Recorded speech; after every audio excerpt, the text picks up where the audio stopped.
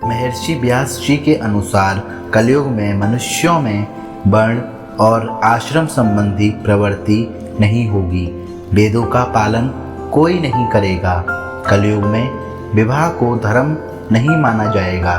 शिष्य गुरु के अधीन नहीं रहेंगे। पुत्र भी अपने धर्म का पालन नहीं करेंगे। कोई किसी कुल में पैदा ही क्यों न हुआ, जो बलवान होगा वही कलयुग में सबका स्वामी होगा। सभी वर्णों के लोग कन्या बेचकर निर्वाह करेंगे। कलयुग में जो भी किसी का वचन होगा वही शास्त्र माना जाएगा। कलयुग में थोड़े से धन से मनुष्यों में बड़ा घमंड होगा। स्त्रियों को अपने केशों पर ही रूपवती होने का गर्व होगा। कलयुग में स्त्रियां धनहीन पति को त्याग देंगी। उस समय धनवान पुरुष ही स्त्रियों का स्वामी होगा। जो अधिक देगा उसे ही मनुष्य अपना स्वामी मानेंगे। उस समय लोग प्रभुता के ही कारण संबंध रखेंगे। द्वैराशि घर बनाने में ही समाप्त हो जाएगी। इससे दान पुण्य के काम नहीं होंगे और बुद्धि धन के संग्रह में ही लगी रहेगी।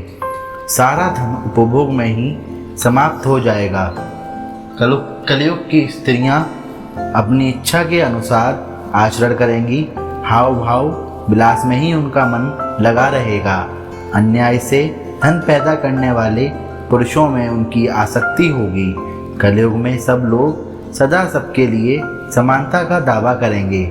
कलयुग की प्रजा बाढ़ और सूखे के भय से व्याकुल रहेगी। सबके नेत्र आकाश की ओर लगे रहेंगे। वर्षा न होने से मनुष्य तपस्वी लोगों की तरह फल मूल व पत्ते खाकर और कितने ही आत्मघात कर लेंगे। कलयुग में सदा अकाल ही पड़ता रहेगा। सब लोग हमेशा किसी न किसी कलेशों से घिरे रहेंगे। किसी किसी को थोड़ा सुख भी मिल जाएगा। सब लोग बिना स्नान करे ही भोजन करेंगे। देव पूजा, अतिथि सत्कार, श्राद्ध और तर्पण की क्रिया कोई नहीं करेगा। कलयुग की स्त्रियां लोभी, नाटी, अधिक खाने वाली और मंद भाग्य वाली होंगी। गुरुजनों और पति की आज्ञा का पालन नहीं करेंगी तथा पर्दे के भीतर भी नहीं रहेंगी। अपना ही पेट पालेंगी, क्रोध में भरी रहेंगी, देह शुद्धि की ओर ध्यान नहीं देंगी तथा असत्य और कटु वचन बोलेंगी। इतना ही नहीं, वे दुराचारी पुरुषों से मिलने की अभिलाषा करेंगी। ब्रह्मचारी लोग वेद में कहे गए व्रत का पालन किए बिना ही वेद्यापन करेंगे। गृहस्थ पुरुष न तो हवन करेंगे न ही सत्पात्र की उचित दान देंगे। वनों में रहने वाले वन के कंद मूल आदि से निर्वाह न करके ग्रामीण आहार का संग्रह करेंगे। और सन्यासी भी मित्र आदि के स्नेह बंधन में बंधे रहेंगे। कलयुग आने पर राजा प्रजा की रक्षा न करके बल्कि कर के बहाने प्रजा के ही धन का अपहरण करेंगे। अधम मनुष्य संस्कारहीन होते हुए भी पाखंड का सहारा लेकर लोगों को ठगने का काम करेंगे। उस समय पाखंड की अधिकता और अधर्म की वृद्धि होने से लोगों की आयु कम होती चली जाएगी। उस समय 5, 6 तथा 7 वर्ष की स्त्री और 8, 9 या 10 वर्ष के पुरुष से ही संतान होने लगेगी। घोर कलयुग आने पर मनुष्य 20 वर्ष तक भी जीवित नहीं रहेंगे। उस समस्त लोग मंदबुद्धि, व्यर्थ के चिन्ह धारण करने वाले, बुरी सोच वाले होंगे। लोग ऋण चुकाए बिना ही हड़प लेंगे तथा जिसका शास्त्र में कहीं विधान नहीं है ऐसे यज्ञों का अनुष्ठान होगा। मनुष्य अपने को ही पंडित समझेंगे और बिना प्रमाण के ही सब कार्य करेंगे। तारों की ज्योति फीकी पड़ जाएगी। 10 दिशाएं विपरीत होंगी। पुत्र पिता को तथा बहुएं सास को काम करने भेजेंगी। कलयुग में समय के साथ साथ मनुष्य वर्तमान पर विश्वास करने वाले, शास्त्र ज्ञान से रहित, दंभी और अज्ञानी होंगे।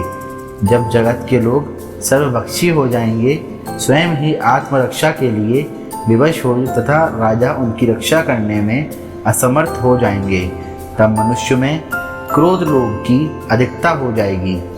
कलयुग के अंत के समय बड़े बड़े भयंकर युद्ध होंगे। भारी वर्षा, प्रचंड आंधी और जोरों की गर्मी पड़ेगी।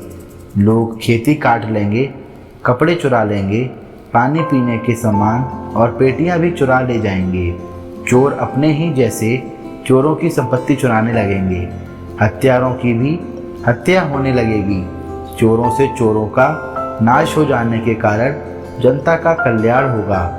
युगांत काल में मनुष्यों की आयु अधिक से अधिक 30 वर्ष की होगी। लोग दुर्बल, क्रोध, लोभ तथा बुढ़ापे और शोक से ग्रस्त होंगे। उस समय लोगों के कारण इंद्रियां क्षीण हो जाएंगी। फिर धीरे धीरे लोग साधु पुरुषों की सेवा, दान, सत्य एवं प्राणियों की रक्षा में तत्पर होंगे। इससे धर्म के एक चरण की स्थापना होगी। उस धर्म से लोगों को कल्याण की प्राप्ति होगी। लोगों के गुणों में परिवर्तन होगा और धर्म से लाभ होने का अनुमान होने लगेगा। फिर श्रेष्ठ क्या है, इस बात पर विचार करने से धर्म ही श्रेष्ठ दिखाई देगा। जिस प्रकार क्रमशः धर्म की हानि हुई थी, उसी प्रकार धीरे धीरे प्रजा धर्म की वृद्धि को प्राप्त होगी। इस प्रकार धर्म को पूर्ण से अपना लेने पर सब लोग सतयुग देखेंगे। महाभारत के अनुसार कलयुग के अंत में प्रलय होने का जिक्र है, लेकिन यह किसी जल प्रलय से नहीं बल्कि धरती पर लगातार बढ़ती रही गर्मी से होगा। महाभारत के वन पर्व में उल्लेख मिलता है कि कलयुग के अंत में सूर्य का तेज इतना बढ़ जाएगा कि 7 समुद्र और नदियां सूख जाएंगी।